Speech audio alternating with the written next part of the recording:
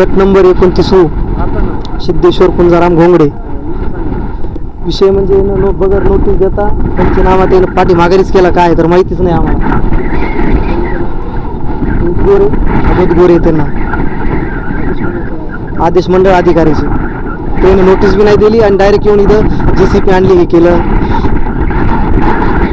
2 acre notice नाही आली मला. वावर हे समोरचं आहे माझ्यावर. हां हां बिगर नोटीस देता त्याला रस्ता दुसरीकडून हे डायरेक्ट अंतर्गत समाजातून काढायला नवीन रस्ता. तक्रार म्हणजे त्यांना काही सांगितलंच नाही आम्हाला. तर हां बोला सर. सांगा नाव सांगा. दत्ता कोल्हे 29.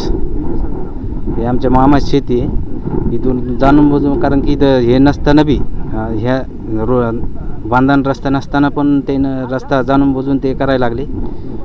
म्हणजे कारण की नोटीस बी नाही म्हणजे ज्याच्या नावावर शेती आहे त्याला नोटीस पण नाही आणि जाणून बुजून हे मंडळ अधिकारी हे तलाठी आता हे मार्केट टाकायला लागले. शासनाकडे एकच मागणी आहे की आम्हाला नोटीस नाही आणि तुम्ही आमच्या शेतातून रस्ता कसा द्यायला लागले ही आमची मागणी एवढीच.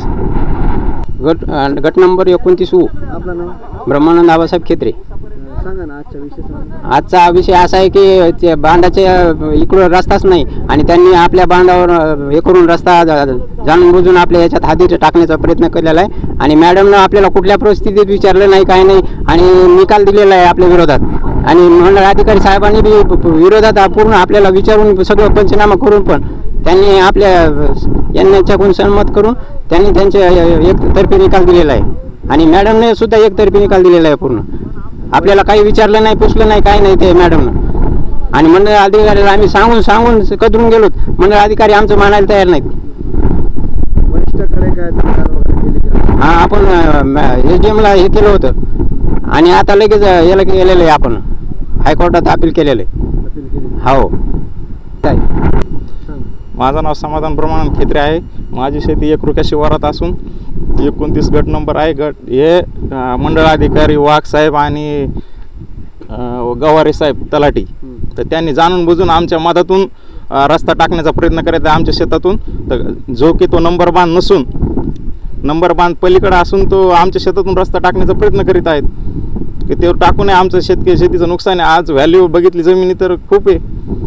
तर आज किती नुकसान व्हायला लागलं आमच्या शेतीचं आणि शेतामध्ये आता सध्या पीक आहे उभं पीक आहे आमच्या शेतामध्ये. शासनाकडे काय मागणी? शासनाकडे आम्ही हायकोर्टात अपील केलेलं आहे. तर अपील येईपर्यंत त्यांचा तिकडचा निर्णय येईपर्यंत यांनी थोडी स्थगिती द्यावी. आम्ही स्टेसाठी तिथं अपील केलेलं आहे हायकोर्टामध्ये औरंगाबादला. तर तिथं त्यांची प्रत सगळ्यांना दिलेली SDM ऑफिसला दिलेली आहे तहसीलदाराला दिलेली आहे मंडळ अधिकाऱ्याला दिलेली आहे आणि तलाट्याला पण दिलेली आहे. तर सगळ्यांच्या प्रत त्यांना दिलेल्या असून सुद्धा त्यांना प्रकरण हे माहीत असून हायकोर्टामध्ये असून तरी पण ते आमच्या शेतामध्ये टाकण्याचा प्रयत्न करीत आहेत रस्ता. आता सध्या हे बघा तुम्ही मार्किंग करायला लागलेत ते आणि JCP पण त्यांची तिकडे उभा आहे.